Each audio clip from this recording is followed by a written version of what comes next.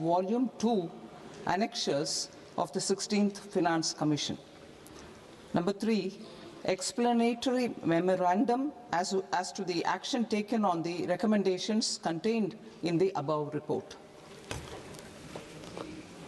Item number 2, माननीय वित्त मंत्री Nirmala Sitharaman ji.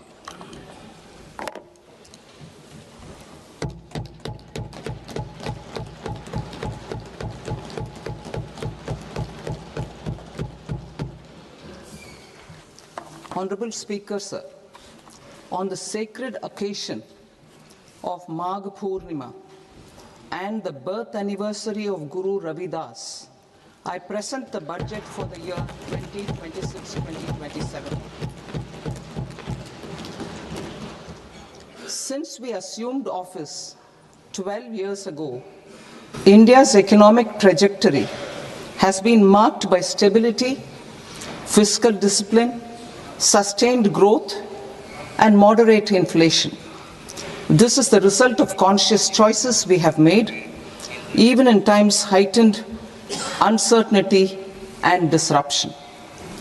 Our government, led by Honorable Prime Minister Modi, has decisively and consistently chosen action over ambivalence, reform over rhetoric, and people over populism. We have pursued far-reaching structural reforms, fiscal prudence and monetary stability, whilst maintaining a strong thrust on public investment. Keeping Atmanirbharta as a lodestar, we have built domestic manufacturing capacity, energy security, and reduced critical import dependencies. Simultaneously, we have ensured that citizens benefit from every action of the government, undertaking reforms to support employment generation, agricultural productivity, household purchasing power, and universal services to people. These measures have delivered a high growth rate of around 7% and helped us make substantial strides in poverty reduction and improvement in the lives of our people. Today, we face an external environment in which trade and multilateralism are imperiled and access to resources and supply chains are disrupted. New technologies are transforming production systems while sharply increasing demands on water, energy, and critical minerals. India will continue to take confident steps towards Vikasit Bharat, balancing ambition with inclusion. As a growing economy with expanding trade and capital needs, India must also remain deeply integrated with global markets, exporting more and attracting stable long-term investment. As I begin Part A, I want to express my gratitude to the people for standing firmly with us as we forge our way together towards becoming one of the largest economies of the world.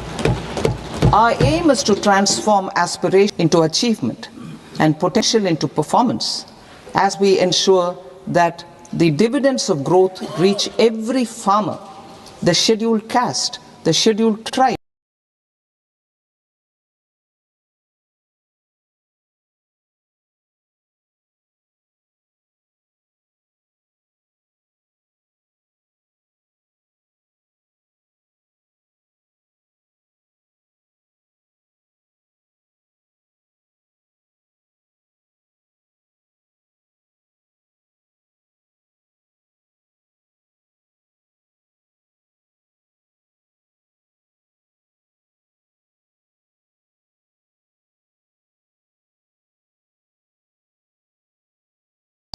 the nomads, the youth, legacy industrial sectors.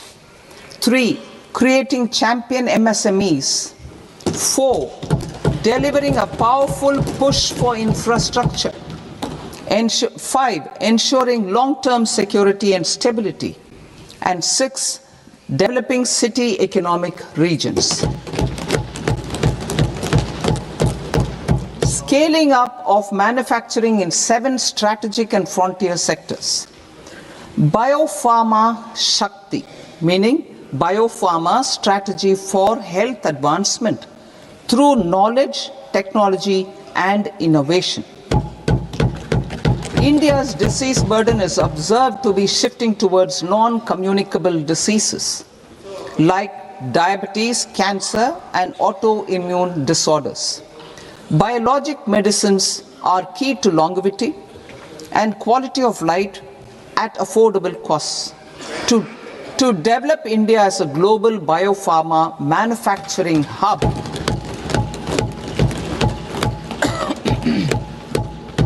I propose the Biopharma Shakti with an outlay of 10,000 crores over the next 5 years. This will build the ecosystem for domestic production of biologics and biosimilars. The strategy will include a biopharma-focused network with 3 new national institutes of pharmaceutical education and research, popularly known as NIPERs, and upgrading 7 existing ones. It will also create a network of 1,000 accredited India clinical trials sites. We propose to strengthen the Central Drug Standard Control Organization to meet global standards and approve timeframes through approval timeframes through a dedicated scientific review cadre and specialists. India's Semiconductor Mission 1.0 expanded India's semiconductor sector capabilities. Building on this, we will launch ISM 2.0 to produce equipment and materials, design full-stack Indian IP, and fortify supply chains. We will also focus on industry-led research and training centers to develop technology and skilled workforce. The Electronics Components Manufacturing Scheme, launched in April 2025, with an outlay of 22,919 crores, already has investment commitments at double the targets. We propose to increase the outlay to 40,000 crores to capitalize on this momentum.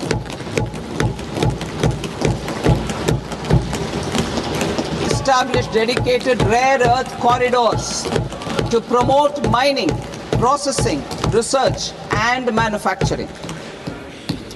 To enhance domestic chemical production and reduce import dependency, we will launch a scheme to support states in establishing 3 dedicated chemical parks through challenge route on a cluster-based plug-and-play model. Strong capital goods.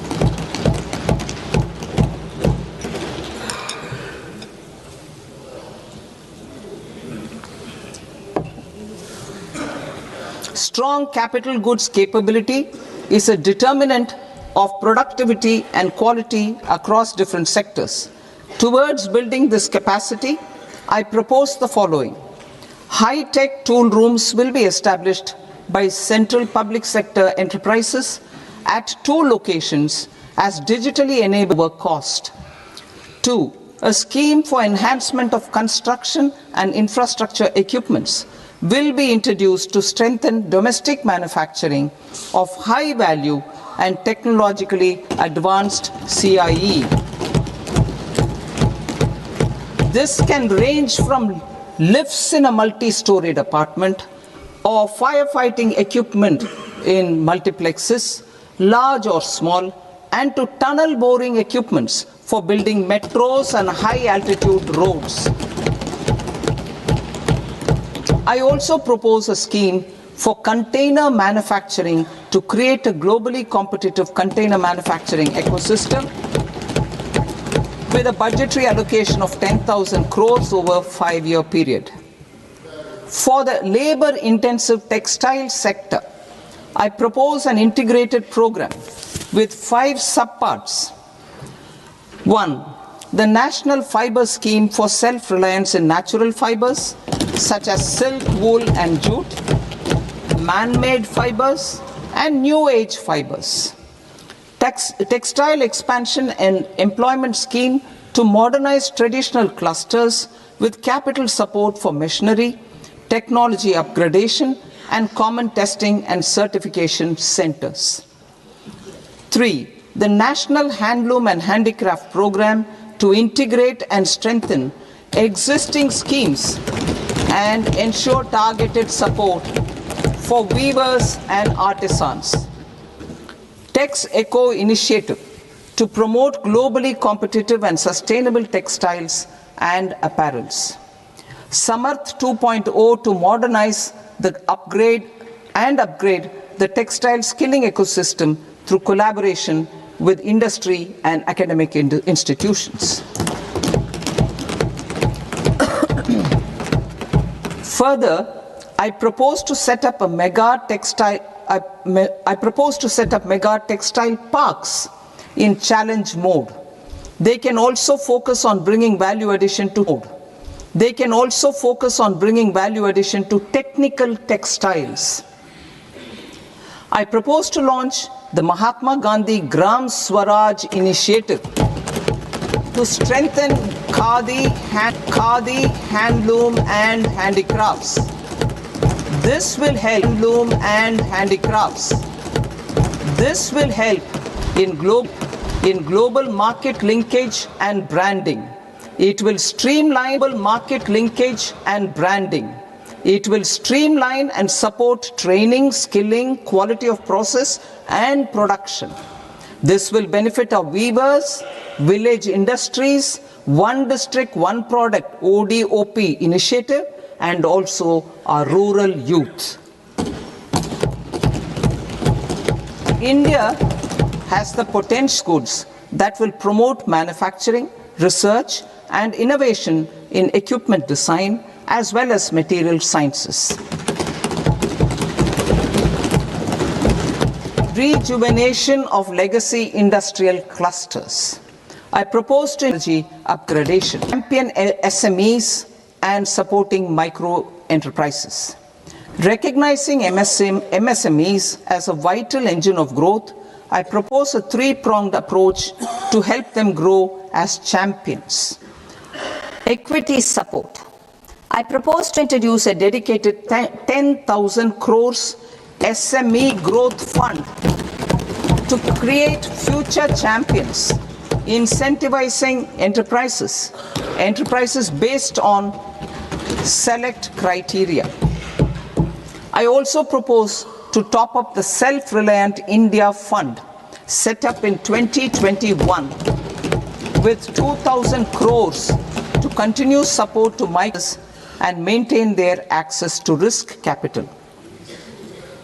Liquidity support.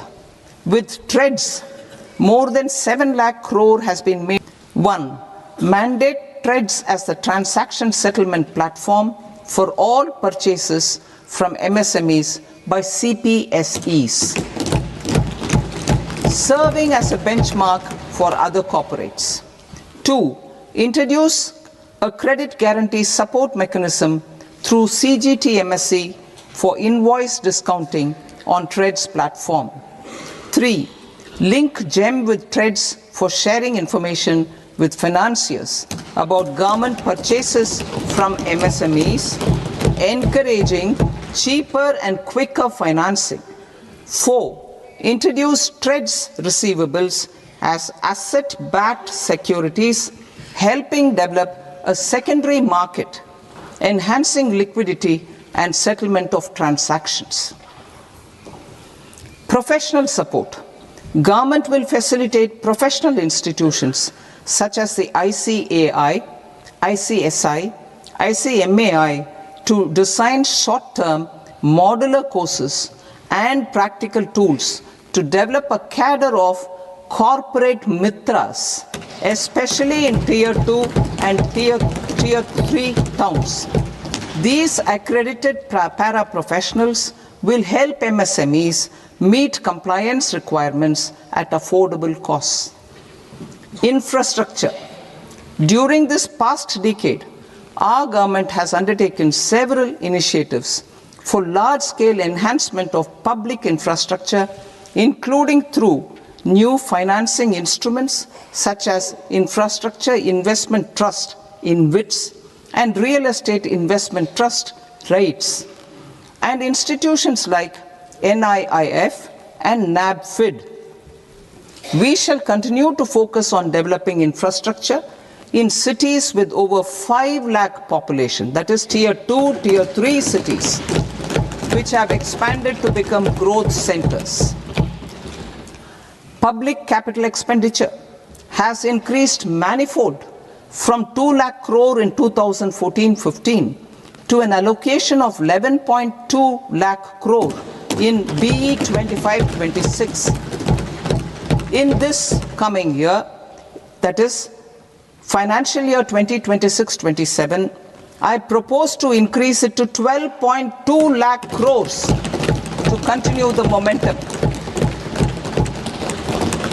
To strengthen the confidence of private developers regarding risks during infrastructure development and construction phase, I propose to set up an infrastructure risk guarantee fund to provide prudentially calibrated partial credit guarantee to lenders. Over the years, RITES have emerged as a successful instrument for asset monetization. I propose to accelerate recycling of significant real estate assets of the CPSEs through the setting up of dedicated RITES. To promote environmentally sustainable movement of cargo, I propose to 1. Establish new dedicated freight corridors connecting Dankuni in the east to Surat in the west. Operationalize 20 new national waterways over the next 5 years, starting with National Waterways 5 in Orissa to connect mineral-rich areas of Talcher and Angul and industrial centers like Kalinga Nagar to the ports of Paradip and Dhamra. Training institutes will be set up as regional centers of excellence for development of required manpower for these waterways. This will benefit youth in the entire stretch of the waterways to train and acquire skills. Further, a ship repair ecosystem catering to inland waterways will also be set up at Varanasi and Patna. And C. Launch a coastal cargo promotion scheme for incentivizing a modal shift from rail to road to increase the share of inland waterways and coastal shipping from 6% to 12% by 2047. To enhance last mile and remote connectivity and promote tourism, I propose to give incentives to indigenize manufacturing of seaplanes. A seaplane VGF scheme will be also introduced to provide support for operations. Carbon capture, utilization and storage. Aligning with the roadmap launched in December 2025, the carbon capture, utilization and storage technologies at scale will achieve higher readiness and in end-use application across 5 industrial sectors, including power, steel, cement, refineries, and chemicals. An outlay of 20,000 crore is proposed over the next 5 years for this purpose. City economic regions. Cities are India's engines of growth, innovation, and opportunities. We shall now focus on tier 2, tier 3 cities, and even temple towns, which need modern infrastructure and basic amenities. This budget aims to further amplify the potential of cities to deliver the economic power of agglomerations by mapping city economic regions based on their specific growth drivers. An allocation of 5,000 crore per CER over 5 years is proposed for implementing their plans through a challenge mode with a reform-cum-result-based financing mechanism. In order to promote environmentally sustainable passenger systems, we will develop 7 high-speed rail corridors between cities as growth connectors, namely Mumbai to Pune, Pune to Hyderabad, Hyderabad to Bengaluru, Hyderabad to Chennai, Chennai to Bengaluru, Delhi to Varanasi, Varanasi to Siliguri.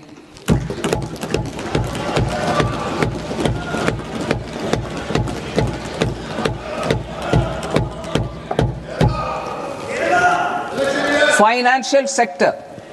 The Indian banking sector today is characterized by strong balance sheet, historic highs in profitability, improved asset quality, and coverage exceeding 98% of villages in the country.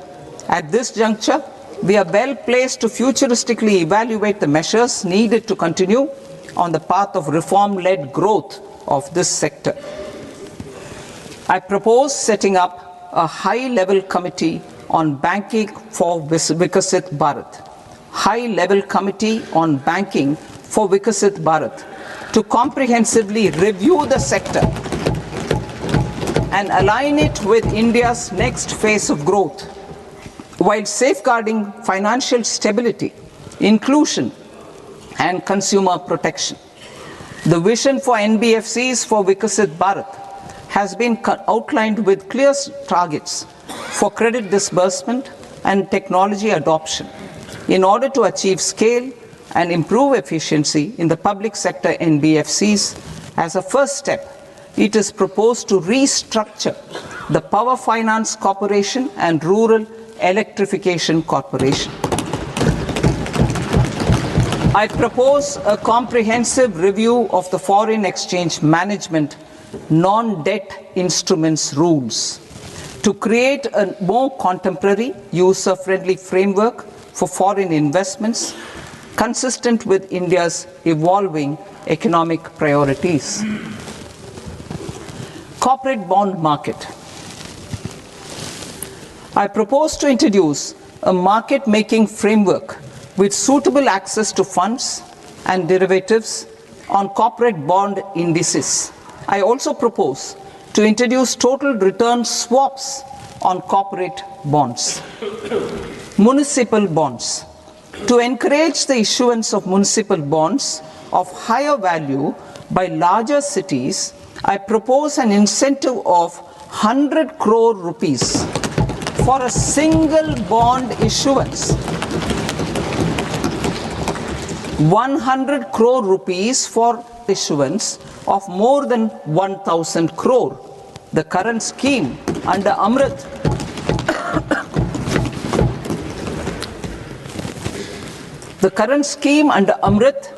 which incentivizes issuances up to 200 crores only, will also continue to support smaller and medium towns.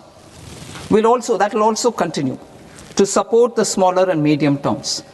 Ease of doing business. Individual persons resident outside India, PROI, will be permitted to invest in equity instruments of listed Indian companies through the Portfolio Investment Scheme. It is also proposed to increase the investment limit for an individual PROI under the scheme from 5% PROIs to 24% from the current 10%. Emerging technologies including AI. 21st century is technology driven. Adoption of technology is for the benefit of all people. Farmers in the field, women in STEM, youth keen to upskill, and Divyangjan to access newer opportunities. The government has taken several steps to support new technologies through AI Mission, National Quantum Mission, Anusandhan National Research Fund, and Research and Development and Innovation Fund. Our second kartavya is to fulfill aspirations and build capacities. Close to 25 crore individuals have come out of multi-dimensional poverty through a decade of our government's sustained and reform-oriented efforts.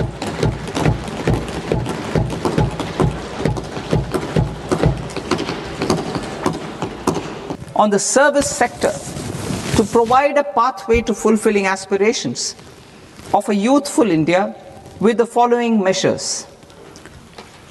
I propose to set up a high-powered Education to Employment and Enterprises Standing Committee to recommend measures that focus on services sector as a core driver of Vikasit Bharat.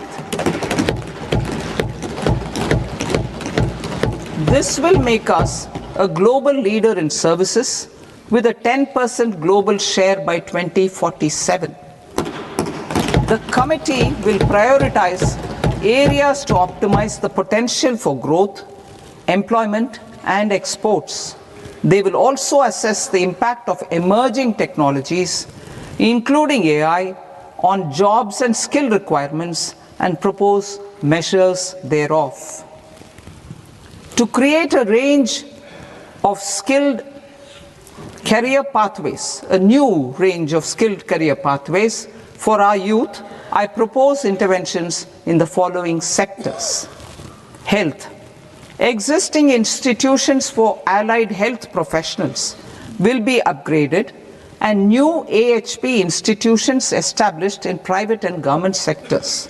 This will cover 10 selected disciplines, including optometry, radiology, anesthesia, OT technology, applied psychology and behavioral health, and add 1 lakh AHPs over the next 5 years.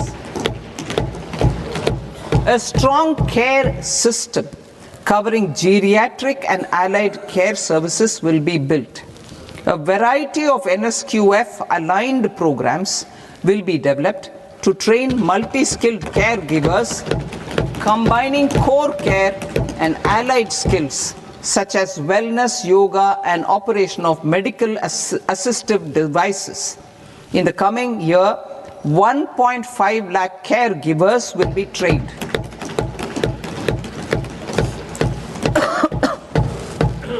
Hubs for medical value tourism. To promote India as a hub for medical tourism services, I propose to launch a scheme to support states in establishing 5 regional medical hubs in partnership with the private sector. These hubs will serve as integrated healthcare complexes that combine medical, educational, and research facilities. They will have Ayush centers, medical value tourism facilitation centers, and infrastructure for diagnostics, post-care, and rehabilitation. These hubs will provide diverse opportunities, job opportunities for health professionals, including doctors and AHPs. Ancient Indian yoga, already respected in several parts of the world, was given a mass global recognition when Honorable Prime Minister took it to the UN. Post-COVID, Ayurveda gained a similar global acceptance and recognition. Exporting quality Ayurveda products helps farmers who grow the herbs and youth who process the products. To meet growing global demand, a few more steps are being taken. 2. Upgrade Ayush more skilled personnel. 3. Upgrade the WHO Global Traditional Medicine Center in Jamnagar to bolster evidence-based research, training, and awareness for traditional medicine. Animal husbandry. Livestock contributes to close to 16% of farm income, including of poor and marginal households. To scale up availability of veterinary professionals by more than 20,000, I propose to roll out a loan-linked capital subsidy support scheme for establishment of veterinary and para-veterinary colleges, veterinary hospitals, diagnostic laboratories, and breeding facilities in private sector. Collaboration between Indian and foreign institutions will also be facilitated. Orange economy. India's animation, visual effects, gaming and comics sector, ABGC sector, is a growing industry projected to require 2 million professionals by 2030. Mumbai, in setting up ABGC content creator labs in 15,000 secondary schools all over the country and 500 colleges. The Indian design industry is expanding rapidly, and yet there is a shortage of Indian designers. I propose to establish, through challenge route, a new National Institute of Design to boost design education and development in the eastern region of India. Education. Our government will support states through challenge route in creating 5 university townships in the vicinity of major industrial and logistics corridors. These planned academic zones will host multiple universities, colleges and research institutions, skill centers and residential complexes. In higher education, STEM institutions, prolonged hours of study and laboratory work pose some challenges for girl students.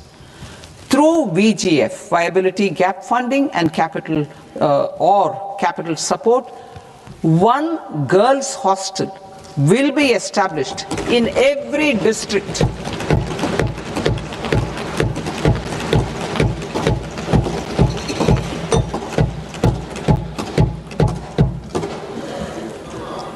To promote astrophysics and astronomy via immersive experiences will be set up or upgraded. The National Large Solar Telescope, the National Large Optical Infrared Telescope, the Himalayan Chandra Telescope, and the Cosmos 2 Planetarium. Tourism. The tourism sector has the potential to play a large role in the employment generation, forex earnings, and expanding the local economy.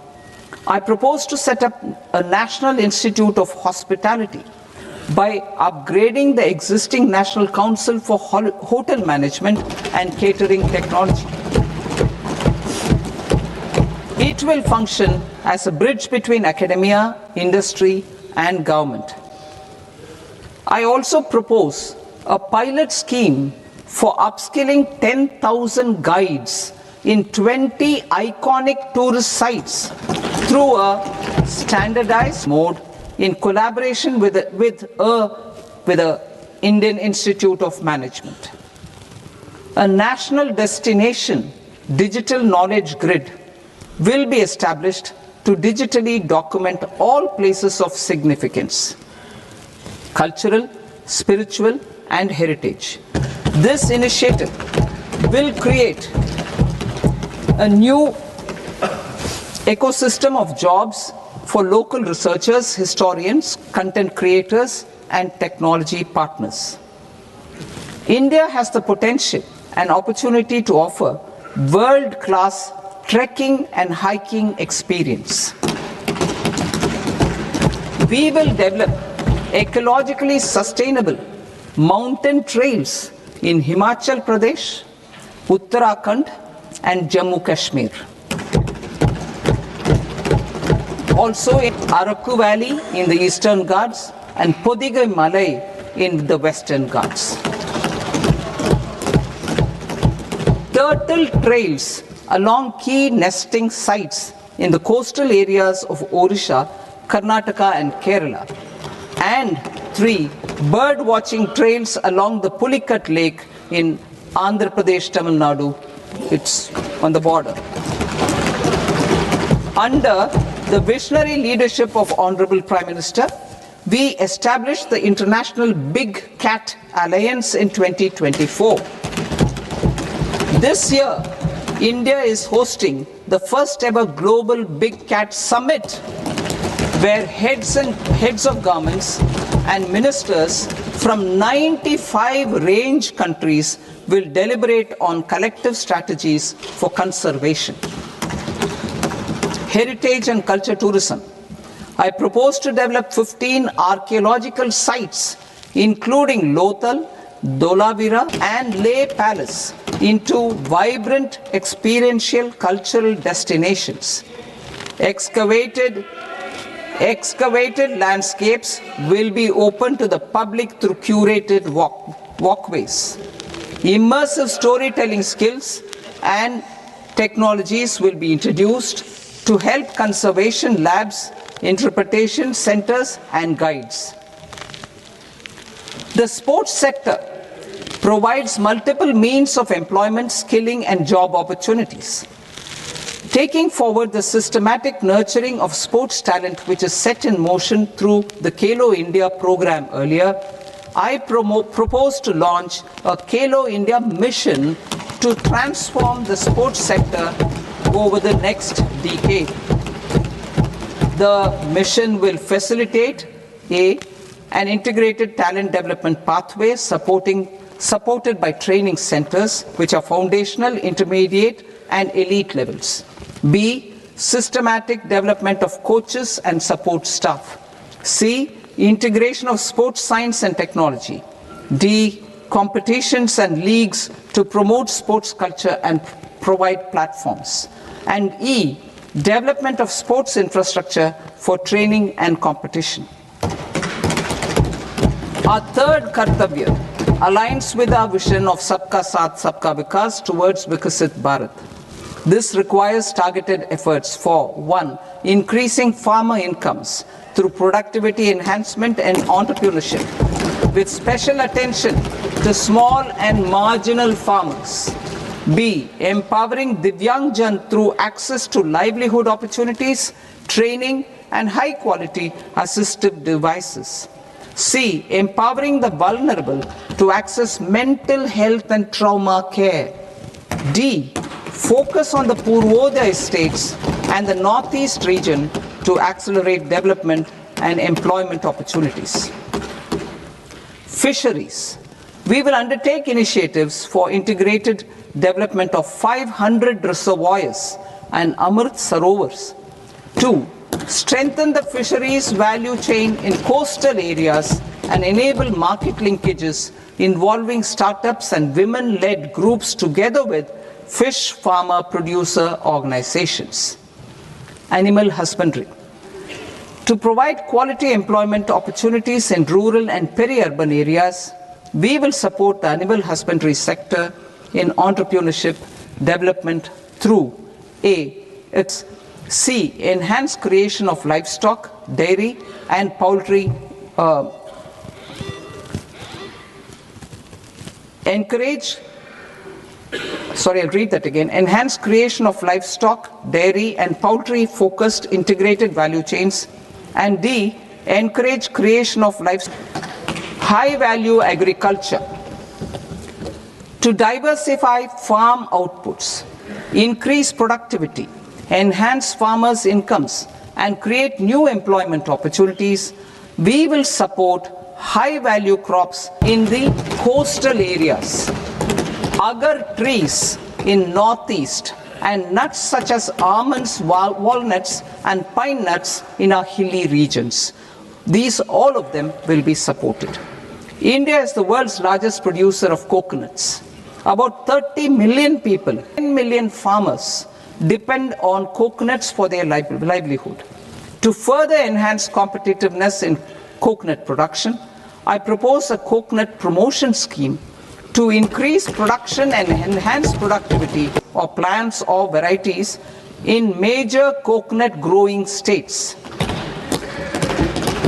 A dedicated program is proposed for Indian cashew and cocoa to make India self-reliant in raw cashew and coconut production and processing, enhance export competitiveness, and transform Indian cashew age. Our government will partner with state governments to promote focused cultivation and post-harvest processing to restore the glory of the Indian sandalwood ecosystem. to rejuvenate old, low-yielding orchards and expand will support a dedicated program to enhance farmer incomes and in bringing value addition by engaging youth. Bharat Vistar, that is virtually integrated system to access agricultural resources. I propose to launch Bharat Vistar, a multilingual AI tool that shall integrate the AgriStack portals and the ICAR package on agricultural practices with AI systems. This will enhance farm productivity, enable better decisions for farmers, and reduce risk by providing customized advisory support. She Mad Saks corridor with a well-connected node at Durgapur, creation of 5 tourism destinations in 5 Purvodaya states, and the provision of 4,000 e-buses. Buddhist sites in northeastern region. The northeastern region is a civilizational confluence of Theravada and Mahayana or Vajrayana traditions. I propose to launch a scheme for development of Buddhist circuits in Arunachal Pradesh, Sikkim, Assam, Manipur, Mizoram, and Tripura. The scheme will cover preservation of temples and monasteries, pilgrimage interpretation centers, connectivity, and pilgrim amenities. 16th Finance Commission. On 17th November 2025, the 16th Finance Commission submitted its report to the President. As mandated under Article 281 of the Constitution, the government is to lay the report along with the explanatory memorandum on the action taken report on the recommendations of the Commission in Parliament, which, Sir, Honourable Speaker, you've allowed me to do at the commencement of this session. The government has accepted the recommendation of the Commission to retain the vertical share of devolution at 41%.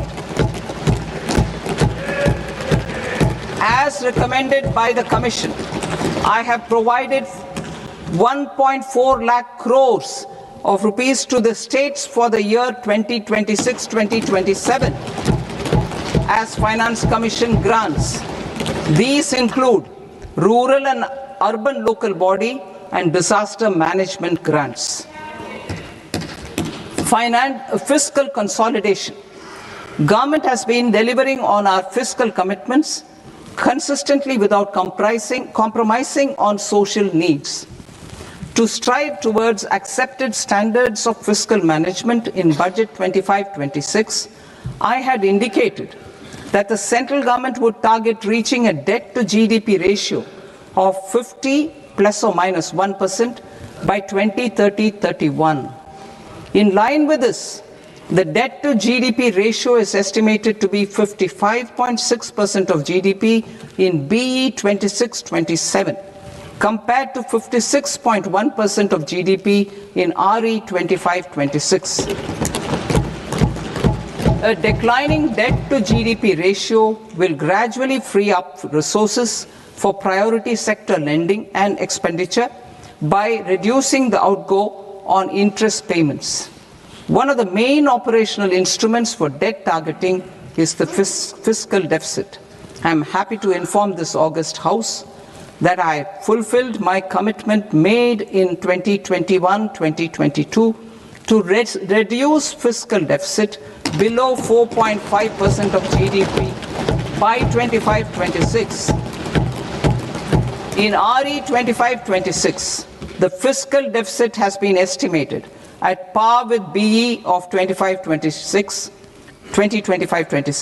at 4.4% of GDP.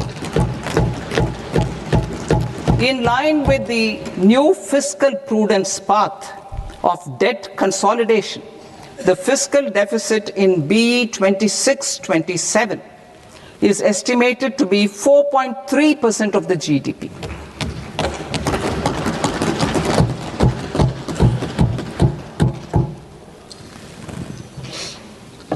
The revised estimates of the non-debt receipts are 34 lakh crore rupees, of which the centre's net tax receipts are 26.7 lakh crore. The revised estimate of the total expenditure is 49.6 lakh crore rupees, of which the capital expenditure is about 11 lakh crores. Budget estimates 2026 to 2027. Coming to 26-27, the non-debt receipts and the total expenditure are estimated as 36.5 lakh crore and 53.5 lakh crore respectively. The centre's net tax receipts are estimated at 28.7 lakh crore rupees. To finance the fiscal deficit, the net market borrowings from dated securities are estimated at 11.7 lakh crore rupees. The balance financing is expected to come from small savings and other sources. The gross market borrowings are estimated at 17.2 lakh crore rupees. I'll now move to Part B. Part B, direct taxes.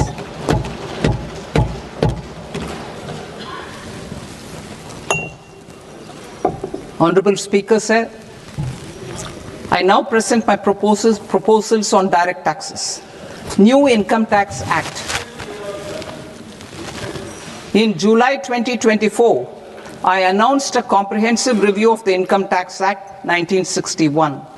This was completed in a record time, and the Income Tax Act 2025 will come into effect from 1st April 2026.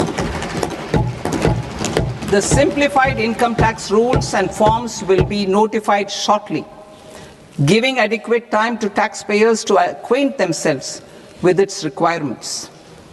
The forms have been redesigned such that ordinary citizens can comply without difficulty. Ease of living. I propose that any interest awarded by the Motor Accident Claims Tribunal to a natural person will be exempt from income tax, and any TDS on this account will be done away with.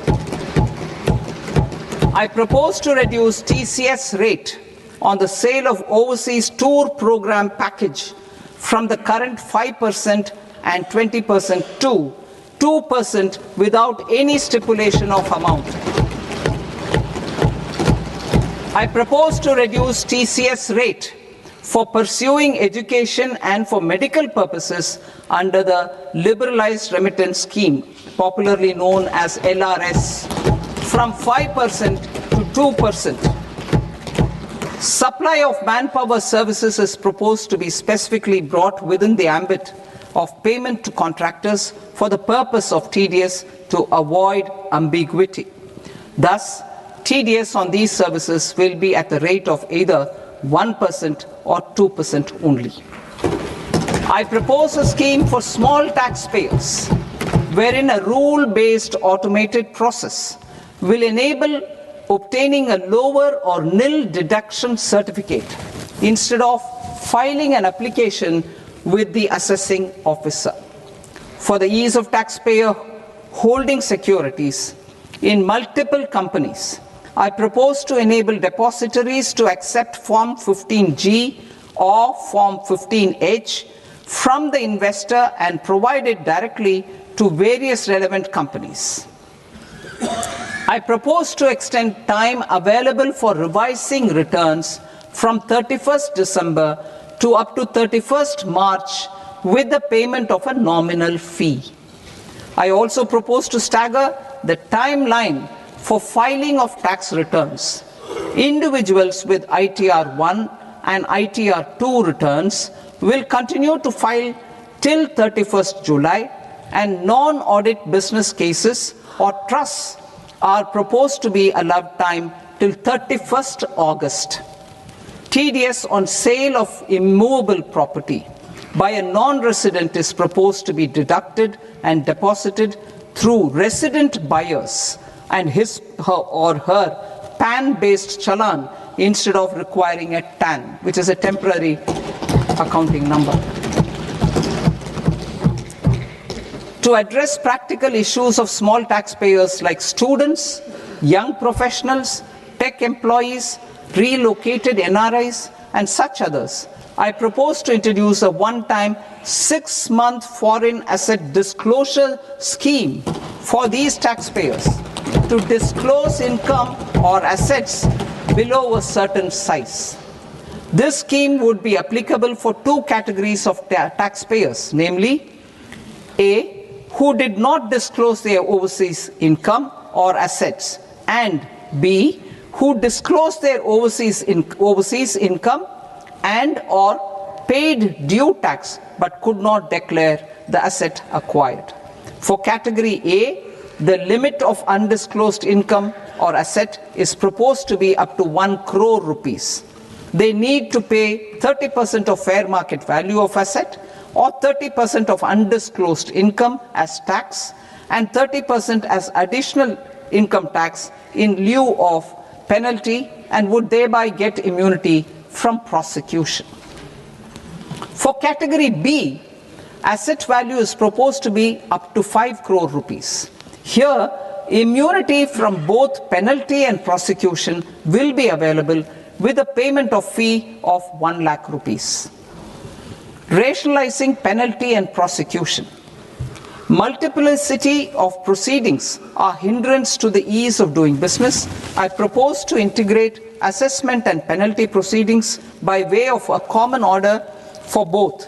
There will be no interest liability on the taxpayer on the penalty amount for the period of appeal before the first appellate authority, irrespective of the outcome of appeal process. Further, quantum of prepayment is being reduced from 20% to 10% and will continue to be calculated only on core tax demand. As an additional measure for reducing litigation, I propose to allow taxpayers to update their returns even after reassessment proceedings have been initiated and an additional 10% tax rate over and above the rate applicable for the relevant year. The assessing officer will then use only this updated return in his proceedings. There is already a framework for immunity from penalty and prosecution in the cases of underreporting. I propose to apply this framework for immunity to misreporting too. However, in such a case, the taxpayer will need to pay 100% of the tax amount as an additional income tax over and above the tax and interest due.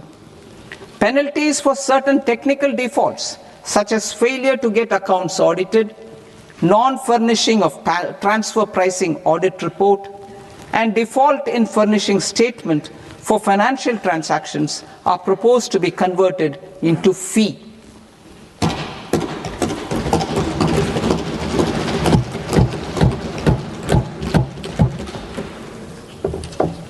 I propose to rationalize prosecution framework under Income Tax Act while maintaining a careful balance for deterrence in some serious offence.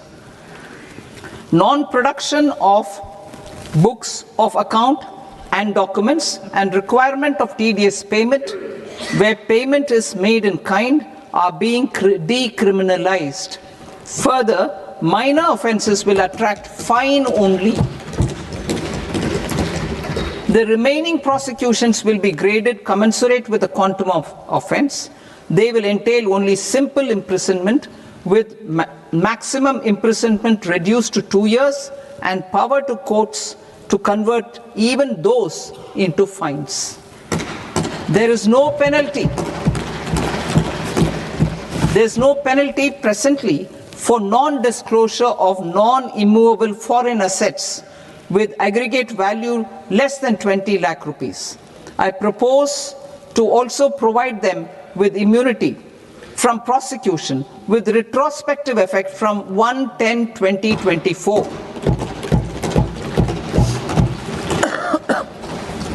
Cooperatives. Deduction is already allowed to a primary cooperative society engaged in supplying milk, oilseeds, fruits or vegetables raised or grown by its members. I propose to extend this deduction to also include supply of cattle feed and cotton seed produced by its members. I propose to allow inter-cooperative society dividend income as deduction under the new tax regime to the extent it is further distributed to its members. I further propose to allow exemption for a period of 3 years to dividend income received by a notified national cooperative federation on their investments made in companies up to 31/1/2026. This exemption would be allowed only for dividends further distributed to its member cooperatives. Supporting IT sector as India's growth engine. India is a global leader in software development services, IT-enabled services, knowledge process outsourcing services, and contract R&D services relating to software development. These businesses and their segments are quite interconnected with each other. All these services are proposed to be clubbed under a single category of information technology services with a common safe harbor margin of 15.5% applicable to all. The threshold for availing safe harbor for IT services is being enhanced substantially from 300 crore rupees to 2,000 crore rupees. Safe harbor for IT services shall be approved by an automated rule-driven process without any need for tax officer to examine and accept the application. Once applied by an IT services company, the same safe harbor can be continued for a period of 5 years at a stretch at its choice. For IT services companies who want to conclude advanced pricing agreement, APA, I propose to fast-track unilateral APA process for IT services and endeavor to conclude it within a period of 2 years. The period of 2 years can be extended by a further period of 6 months on taxpayers' request.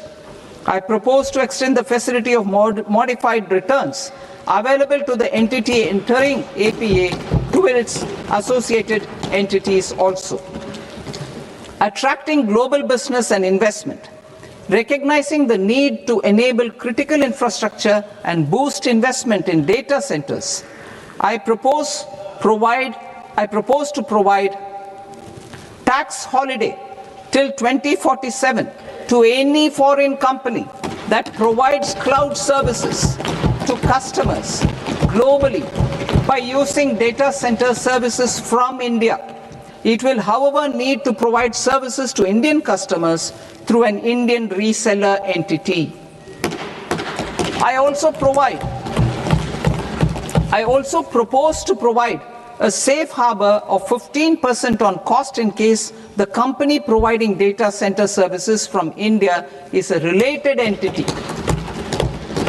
To harness the efficiency of just-in-time logistics for electronic manufacturing, I propose to provide safe harbor to non-residents for component warehousing in a bonded warehouse at a profit margin of 2% of the invoice value.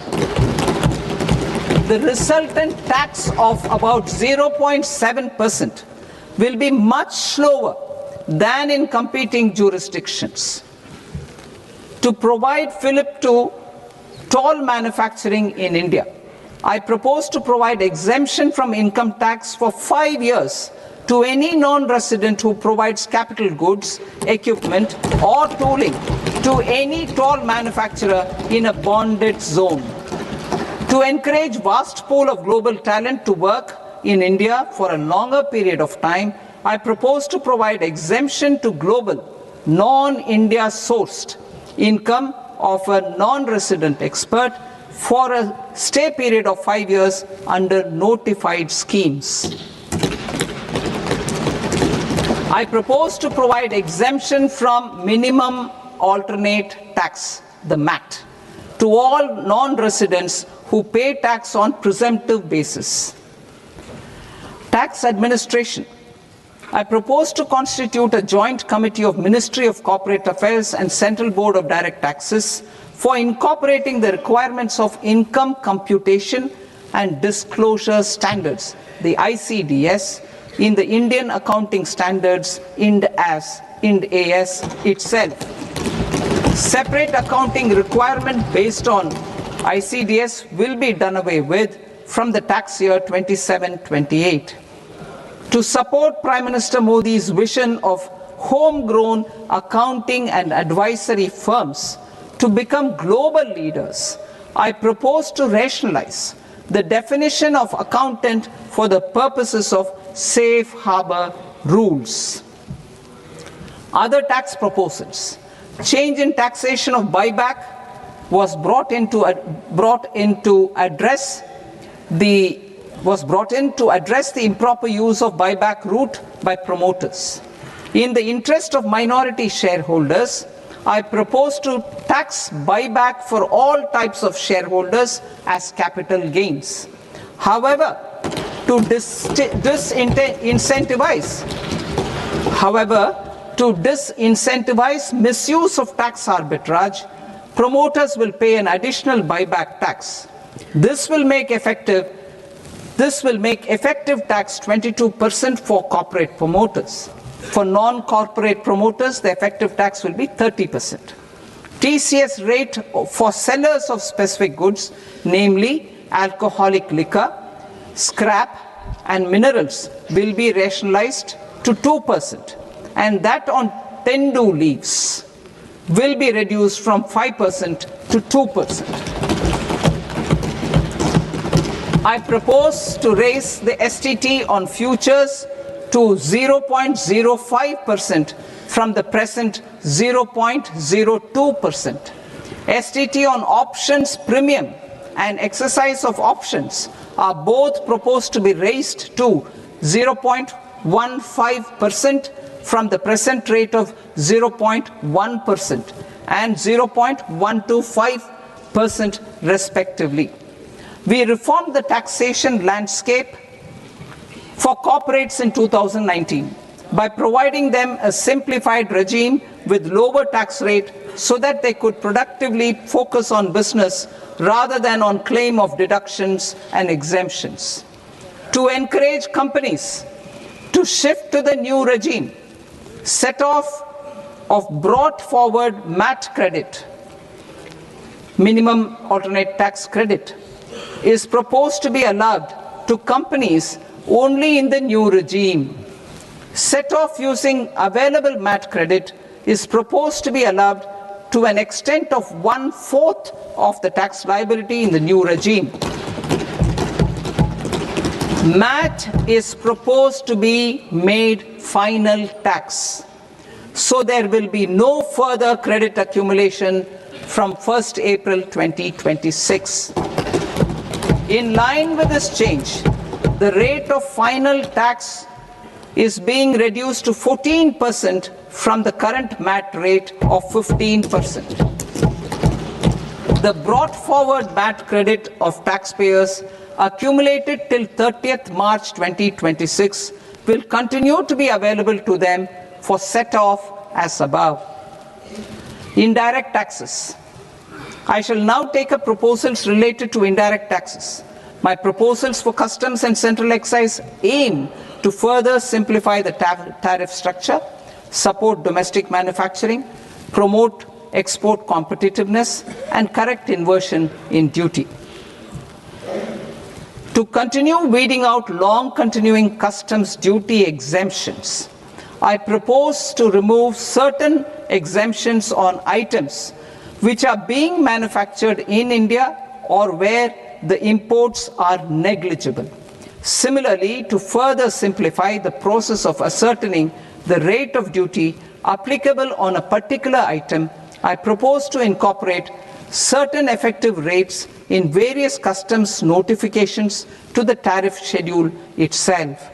I shall now take up sector-specific proposals. Promotion of exports of marine, leather, and textile products. I propose to increase the limit for duty-free imports of specified inputs used for processing seafoods for export from the current 1% to 3% of FOB value of the previous year's export turnover. I also propose to allow duty-free imports of specified inputs, which is currently available for exports of leather or synthetic footwear, to exports of shoe uppers as well. I propose to extend the time period for export of final product from the existing 6 months to 1 year for exporters of leather or textile garments, leather or synthetic footwear, and other leather products. Energy transition and security. I propose to extend the basic customs duty exemption given to capital goods used for manufacturing lithium-ion cells for batteries to those used for manufacturing lithium-ion cells for battery energy storage systems also. I propose to exempt basic customs duty on import of sodium antimonate for use in manufacture of solar glass. Nuclear power. I propose to extend the existing basic customs duty exemption on imports of goods required for nuclear power projects till the year 2035 and expand it for all nuclear plants irrespective of their capacity. Critical minerals. It is proposed to provide basic customs duty exemption to the import of capital goods required for the processing of critical minerals in India. Biogas blended CNG. I propose to exclude the entire value of biogas while calculating the central excise duty payable on biogas blended CNG. Civil and defense aviation. I propose to exempt basic customs duty on components and parts required for the manufacture of civilian training and other aircrafts. It is proposed to exempt basic customs duty on raw materials imported for the manufacture of parts of aircraft to be used in maintenance, repair, or overall requirements by units in the defense sector. Electronics. To deepen value addition in the consumer electronics sector, I propose to exempt basic customs duty on specified parts used in the manufacture of microwave ovens. Special economic zone. To address the concerns arising about utilization of capacity by manufacturing units in the special economic zones due to global trade disruptions, I propose as a special one-time measure to facilitate sales by eligible manufacturing units in SEZs to the domestic tariff area at concessional rates of duty. The quantity of such sales will be limited to a prescribed proportion of their exports. Necessary regulatory changes will be undertaken to operationalize the measures while ensuring level playing field for the units working in the DTA. Ease of living. To rationalize the customs duty structure for goods imported for personal use, I propose to reduce the tariff rate on all dutiable goods imported for personal use from 20% to 10%. To provide relief to patients, particularly those suffering from cancer, I propose to exempt basic customs duty on 17 drugs or medicines. I propose also to add 7 more rare diseases for the purposes of exempting import duties on personal imports of drugs, medicines, and food for special medical purposes used in their treatment. Customs process. India's role and share in the global trade is poised for a major leap in line with our ambition and journey towards Vikasit Bharat. In this regard, I propose many measures for custom processes to have minimal intervention for smoother and faster movement of goods and greater certainty to the trade. Trust-based systems. I propose to enhance duty deferral period for Tier 2 and Tier 3 authorized economic operators, known as AEOs, from 15 days to 30 days. I propose to provide eligible manufacturer importers the same duty deferral facility.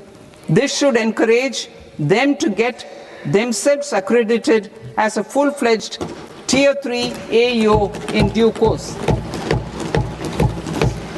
To provide greater certainty and for better business planning, I propose to extend validity period of advance ruling binding on customs from the present 3 years to 5 years. In the spirit of the whole of government approach,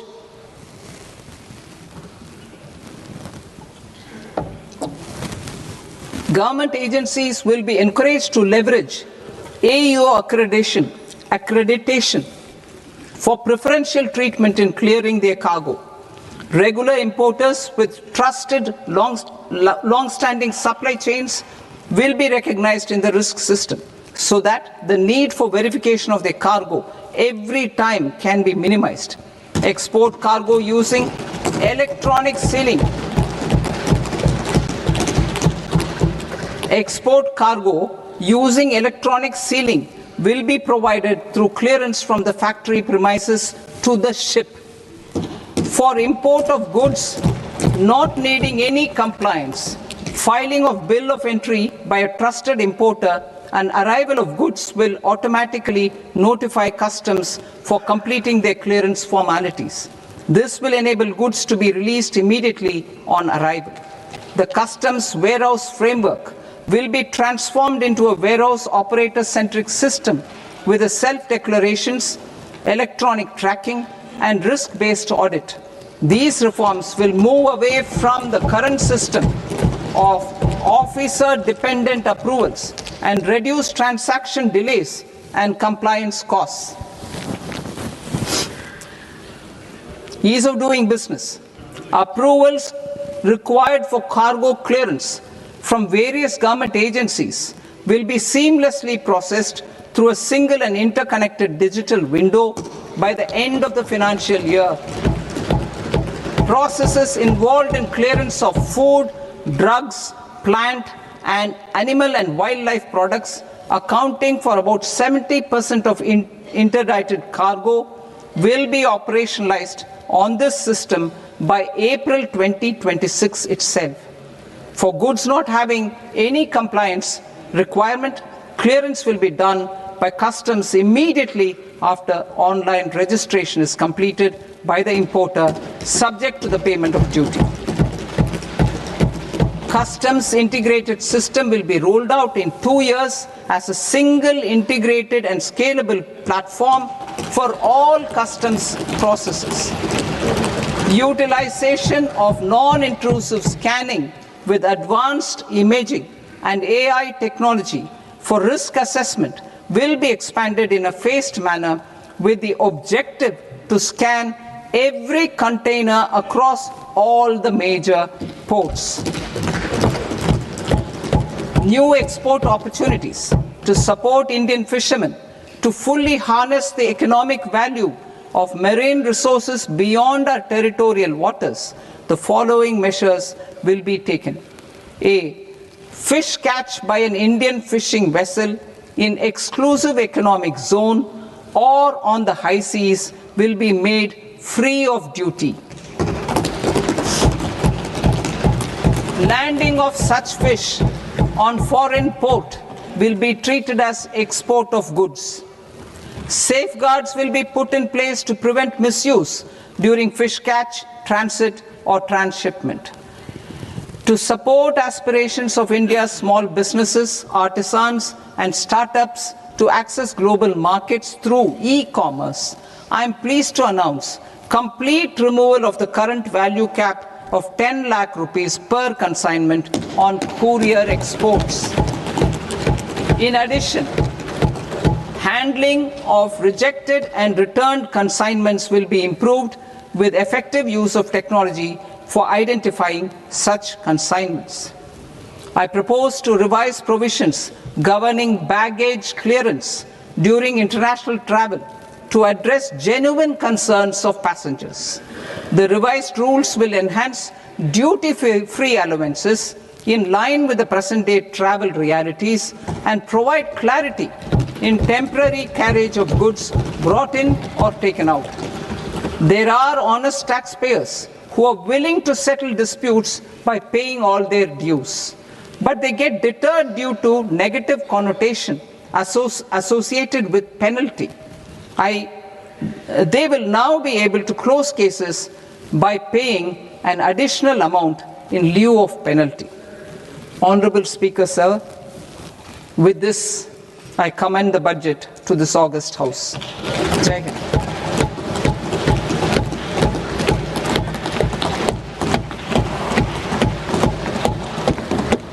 One and a half hours. Item number 3 माननीय वित्त मंत्री जी।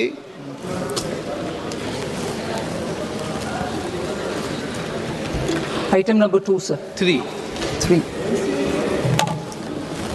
Sir, with your permission, I rise to lay on the table of the following statements under Section 3(1) of the Fiscal Responsibility and Budget Management Act of 2003, medium-term fiscal policy cum fiscal policy strategy statement, and macroeconomic framework statement. Item number 4 माननीय वित्त मंत्री जी। Sir, with your permission, I move for leave to introduce the Finance Bill 2026. प्रश्न ये कि विधेयक को पुनर्स्थापित करने की अनुमति प्रदान की जाए। जो सदस्य इस पक्ष में हाँ गए, जो सदस्य विरोध में ना गए, मेरे विचार में निर्णय हाँ वालों के पक्ष में, हाँ वालों के पक्ष में अनुमति प्रदान की जाती है। माननीय मंत्री जी, आप विधेयक पुनर्स्थापित करें। Sir, I introduce the bill. माननीय सदस्यगण, आपको सूचित किया जाता है कि माननीय वित्त मंत्री जी के बजट भाषण की कॉपी पब्लिकेशन काउंटर पर ली जाती है। बजट भाषण और बजट से संबंधित दस्तावेज आपके मोबाइल फोन और मेंबर पोर्टल्स पर ही उपलब्ध है।